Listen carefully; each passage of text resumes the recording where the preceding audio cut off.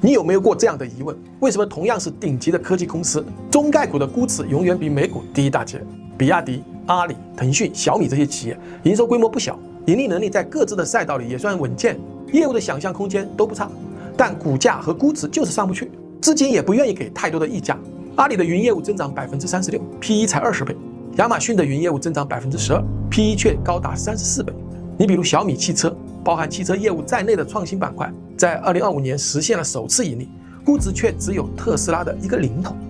要理解这个现象，不能只看当下 K 线，必须把镜头拉回到2021年。正是那一年，中概股似乎经过了一系列重大利空后，走向了一个完全不同的道路。监管转向，地缘政治冲突升级，杠杆爆仓，审计僵局，行业的重锤接二连三的发生，在短短的2个月内形成共振。这些可不是普通的回调，而是从根本上将外资的信心进行了系统性的打击。这场风暴留下来的后遗症，至今还在影响今天我们中概股的估值定价。故事的起点是2020年的10月24日，上海金融论坛上的那场演讲。当时谁也没有想到，马云的一席话会成为整个中概股的噩梦的开端。第二天，原本板上钉钉的蚂蚁金服上市被紧急叫停了。时间进入2021年，监管的风向开始发生180度的大转弯。4月，阿里被开出180多亿的天价反垄断的罚单，这是中国反垄断历史上最大的一笔罚单。10月份，美团紧随其后被罚了34亿。这2记重拳释放了一个再明确不过的信号：过去那个野蛮生长，只要增长就正确的时代彻底结束了。中概股的底层投资逻辑在这一刻被直接颠覆。外资突然发现，他们之前给的增长溢价，现在全部都要打个问号。内部震荡的同时，外部的环境也在当年的3月份发生了恶化。3月18日，中美的安克雷奇激烈交锋，那句“你们没有资格在中国面前说从实力地位出发同中国讲话”，标志着中美的关系进入了全新的竞争阶段。外资对中概股的政治风险定价一夜之间集体飙升。但戏剧化的剧情发生在8天后，3月26日的晚上，华尔街巨鲸比利黄爆仓了。这个男人用了150亿美元的本金，通过复杂的杠杆工具借了超过700亿美元，几乎全部梭哈中概股。当时市场波动触发强制平仓，一场史诗级的踩踏开始了。高盛、摩根斯坦利等投行争先恐后抛售百度、腾讯音乐、唯品会等股票。短短的3天，中概股的市值蒸发了610亿美元，约合4000亿的人民币。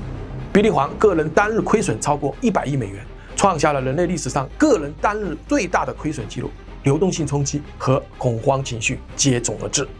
更直接的警钟来自滴滴。当年6月份，滴滴在美股悄悄地上市了，但上市不到48小时，国家网信办就对其启动网络安全审查，随后直接下架了滴滴的 App。这件事给所有赴美上市的公司敲了个警钟，数据合规不再是小事，而是悬在头上的达摩克里斯之剑。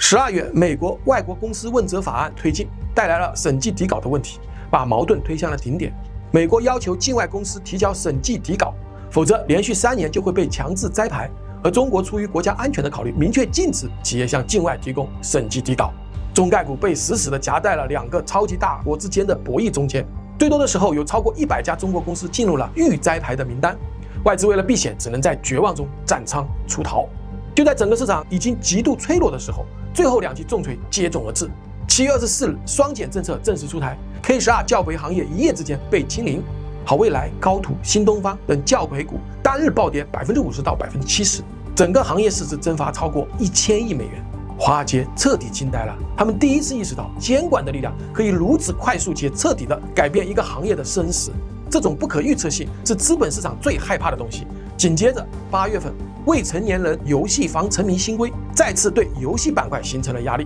结果就是2021年全年纳斯达克中国金融指数暴跌了44%，整个中概股的板块累计蒸发了7600亿美元，差不多1/3的市值蒸发了。阿里跌了49%，腾讯跌了45%，很多小公司直接归零。在这场风暴之后，外资对中概股的信心大打折扣。他们发现，投资中概股需要应对额外的风险太多了，而这些风险完全是不可预测的。所以，直到今天，中概股的科技10巨头的动态市盈率均值仍只有21.9倍，而美股的七姐妹是28.4倍，差距依然接近23%。这不是因为公司本身差，而是因为市场给了中概股一个永久性的风险折价。2021年的多重冲击，让国际资本深刻地感受到中国公司的规则环境可能出现快速非线性的变化，这种不确定性比单纯的商业波动更加伤害长期的信心。美国同行在相对稳定的制度框架下，投资者愿意给更高的成长溢价和更低的风险折现率，中概股则被要求为中国因素支付溢价，包括政策不确定性、地缘博弈可能带来的资本流动限制。当投资者不知道明天会发生什么的时候，他们唯一的选择就是用更低的价格来补偿自己承担的风险，这就是中概股永远看起来便宜的真正的原因。我是鲁克，欢迎关注碧海，我们一起来看通天下财经。